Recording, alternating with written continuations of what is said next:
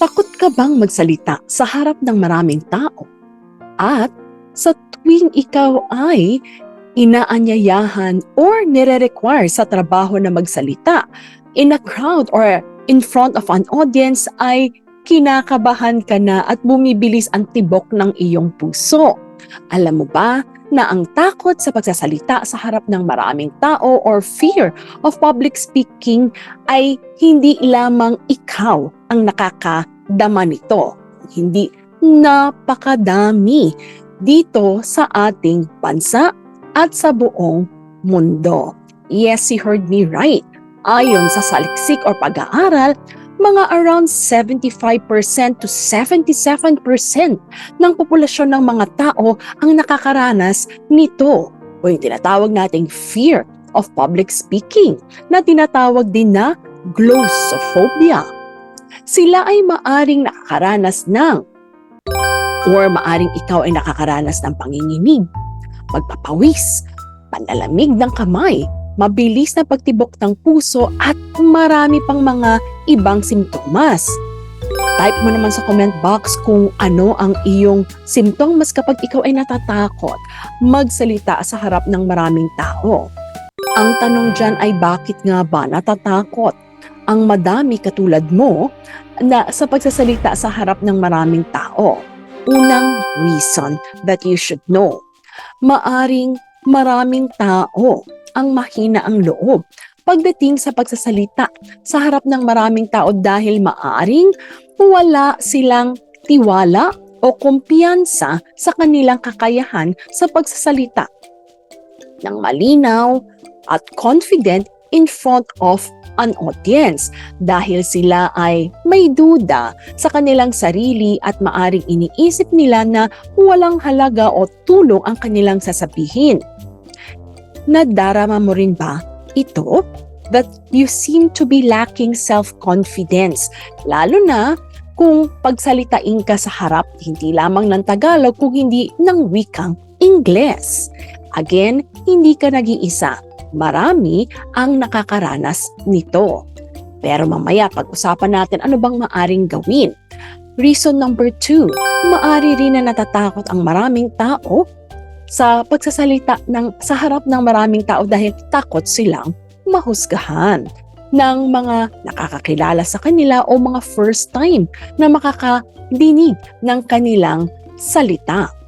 Ang pag-iisip ng sasabihin ng ibang tao, sometimes hindi ito nakakapagdulot ng confidence. Bagkus ito ay maaring maging sanhi ng pagkabulol, pagkalimot ng kanilang sasabihin. Naranasan mo na rin ba ito? Hindi ba totoo? Reason number 3, ang paghahangad ng perfectong presentation or speech. Alam mo ba na ito ay maari na makaapekto sa pagsasalita dahil karugtong nito ay takot na magkaroon na maski maliit na pagkakamali. Kaya ako po ay practice excellence at ang aking training consultancy for public speaking or for communication is named Empower to Excel. Kasi mas maganda po na we practice excellence instead of perfection only. That can bring about fear in your heart at hindi po makakatulong sa inyo na maging confident sa pagsasalita o sa pagsasalita sa harap ng maraming tao. Reason number 4, isa rin sa dahilan ang kakulangan ng experience sa pagsasalita o pagpapractice. Maaring wala kayong gabay, wala kayong coach, wala kayong trainer. Kung kaya't kapag kayo ay nasa harapan na ng maraming tao, hindi nyo alam kung tama ba ang inyong ginagawa? Ano ba ang tamang pamamaraan ng pagsasalita using the microphone, on the stage, or delivering a specific type of speech? Yes, there are different types of talk, speech na maaari mong gawin at different channels na ngayon, even using the technology or different channels or platform when it comes to public speaking. Ang mahalaga is bihasa ka at nagpa-practice ka. Dahil ang public speaking ay nai-improve sa pamamagitan ng pagpa-practice or simply mas maganda, ma-enhance to ito through training. Kung ang isang tao ay wala masyadong pagkakataon na makapagsalita sa harap ng maraming tao at hindi rin naka-attend ng any training to enhance his or her public speaking skills, maaring hindi maging kumpiyansa sa kanilang sarili or sa sariling kakayahan. So, ang ibig sabihin po nito, napaka-importante na ang pag-aaral kung paano magsalita in public skillfully is a skill that you can learn and you can be trained off. Dahil, reason number 5, maari rin naman kasi ang takot sa pagsasalita ay dulot ng hindi magandang karanasan tulad ng pagkapahiya sa harap ng maraming tao or nakatanggap ng negative feedback tungkol sa kanilang pagsasalita or presentation. Ang ganitong mga karanasan ay maaring magdulot ng pangmatagalang takot sa pagsasalita sa harap ng maraming tao. Marami po akong naging trainees na ganyan ang karanasan. Kung kaya't sa aming training, talagang we worked it out para ma-overcome nila yung takot na ito.